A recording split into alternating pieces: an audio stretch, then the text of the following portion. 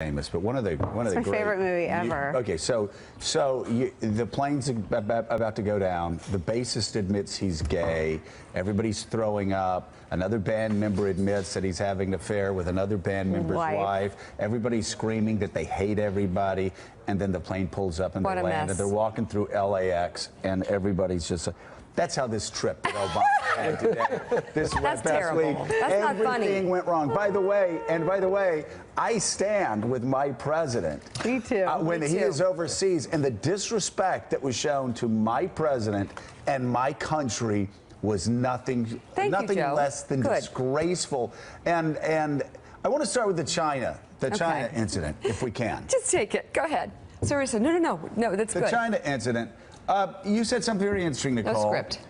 George W. Bush went places where he was hated, where he was loathed. He went to Venezuela. Was he ever treated that way? And by the way, Susan Rice, if my national security advisor had been yelled at by a Chinese official, I would have bolted over there and said, I don't know who you are. Get the translator. I'm going to say something that might make my phone ring, but I believe it to be true. If someone messed with Condoleezza Rice, and I think they would have messed with the president before they messed with Condi Rice, I honestly think he would have punched him. I mean, the fact, and as he definitely would have gotten right in there. We went to places where, I mean, I went to the South American Summit where he spoke after Hugo Chavez. Hugo Chavez was celebrated. Bush was hissed. I mean, we went to places where the hostility toward President Bush and the administration was extreme, and we were never treated like this president was treated in China. Richard Haass is here, president of the Council on Foreign Relations. The insults from the Philippines leader.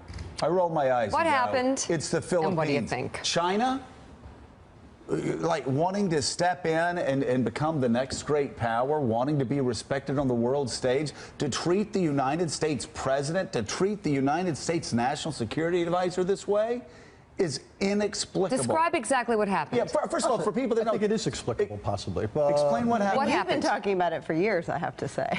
Yeah. Well, look, I mean, the president showed up. The proper steps weren't there. Then there was all sorts of issues where the press wasn't allowed to go places. Arrangements that were made were all of a sudden unraveled. Chinese officials were incredibly combative. So the question is, what's going on? Were these rogue officials? Highly unlikely. In China, is not a place where your careers tend to benefit from going rogue. So the real question then is who advanced That's a great way to put it. But who would have advanced this? So the real question is whether it's the political leadership, the military leadership, some local guy. What I think it says is less about Obama than it says something about China. This is nationalism, pure and simple and raw. This is Chinese assertiveness. What's happened in China, and Steve will probably, I think, agree with this, as the economy has slowed, the Chinese leadership need to find a new source of legitimacy. They need to find a new way of connecting with their people, and the scary and worrying. So you're basically saying they're going to morph into Russia. It's going to be a foreign policy based on resentment. Well, we hope it doesn't, but that's the challenge now. It's becoming a more combative, more nationalist country. They feel this is their time. They need to be respected. This is their moment in the sun, and I think what we're seeing is this kind of behavior. Well, Gene, at least we have presidential candidates that will tamp down the tensions between the United States and China. Yeah, right.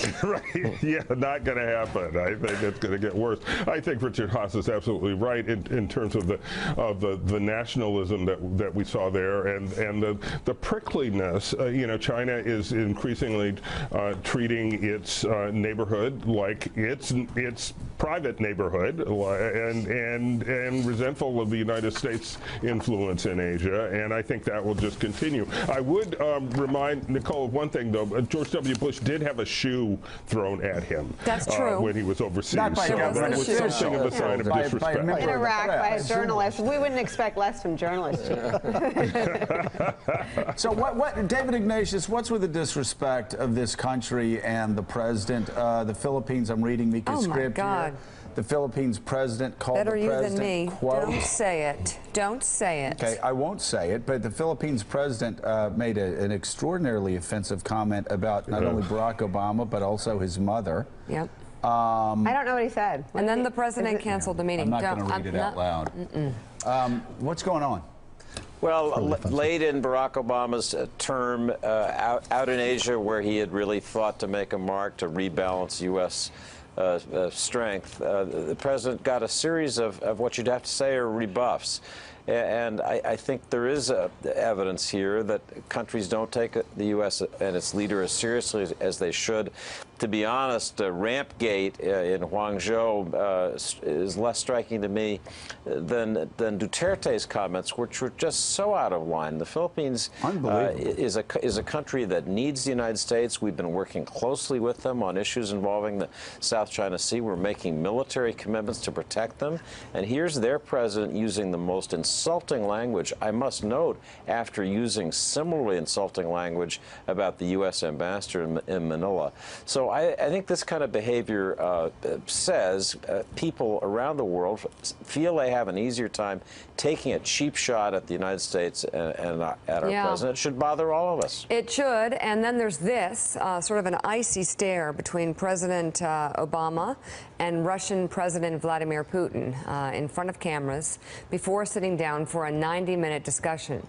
The president says they held business-like talks on a number of issues, including ongoing cyber attacks on the U.S., putting a stop to the war in Syria, along with the fight against ISIS. I like that stare. Whenever you use the word we have had some productive conversations about what a real cessation of hostilities would look like that would allow us both, the United States and Russia, to focus our attention on common enemies like ISIL and Nusra. But given the gaps of trust that exist, that's a tough negotiation. And we haven't yet closed the gaps in a way where we think it would actually work. You know, I was struck, Richard, in the first couple of meetings with Vladimir Putin, with Barack Obama, how disrespectful Putin's body language was. He'd slump in his chair, sort of thing that a lot of leaders would say, listen, if you're not interested, I'm going to get up and leave now. Barack Obama giving the icy glare back there, business-like, as we said, business-like discussions means absolutely nothing happened.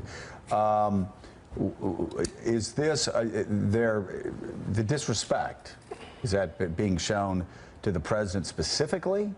Is that being shown to the United States standing the world in 2016? A little of both. Why one insult after another this week?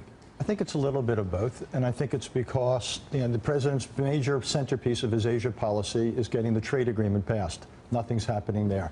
We're not on the ground in serious ways in Syria. Russia is much more. So what's happening in all these areas, the United States is seen as, to use the fancy word, retrenching. We're not seen as pushing. The Russians are all in Syria. The Chinese are all in Asia. The Turks are all in their neighborhood. And the United States is seen as not all in. So, of course, U.S. influence is going to wane to some extent, and that's what we're seeing here. And nothing good happened on Syria policy at this meeting either. Absolutely nothing. Nothing happened at the G20. I mean, the ostensible reason for all this was this big gathering of international leaders. There's virtually nothing to show for it. But David, I mean, we've made that complaint around this table. Not you. I'm talking about myself and a lot of people in New York about the president leading from behind, not being assertive, being so cautious that he didn't want to do stupid stuff, and basically obsessed to not be George W. Bush and Dick Cheney. But that doesn't explain the contempt that we've seen this week towards the president and U.S. officials. Any care to take a shot at that? What's going on? Just briefly, I think when historians look at Barack Obama's presidency, they'll see a president who desperately wanted to pull American forces and power and commitment out of the Middle East, which he thought was a loser, and rebalance, in his phrase, to Asia. And at the end of his presidency, we're stuck in the Middle East, fighting a war half-heartedly in Syria. That is something that the president can't escape, won't escape the day he leaves office. And in Asia, which was supposed to be the strategic crowning point of his policy, the president goes out on his last trip and is treated, as we've noted, with a kind of contempt. Certainly didn't accomplish much.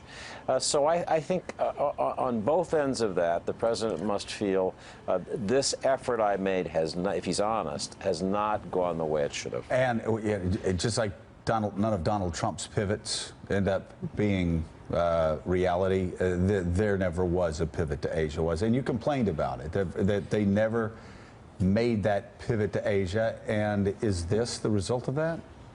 It's a result of what we didn't do in the Middle East and what we've never implemented in Asia. 80% of life is showing up. Policy has got to be implemented. To declare a pivot and to carry out a pivot are two very different things. Didn't Woody Allen say 90% was 80%. Was it 80%? Richard Haas, thank you all very know much. Woody Allen quotes much better than me. David. Hey there, I'm Chris Hayes from MSN.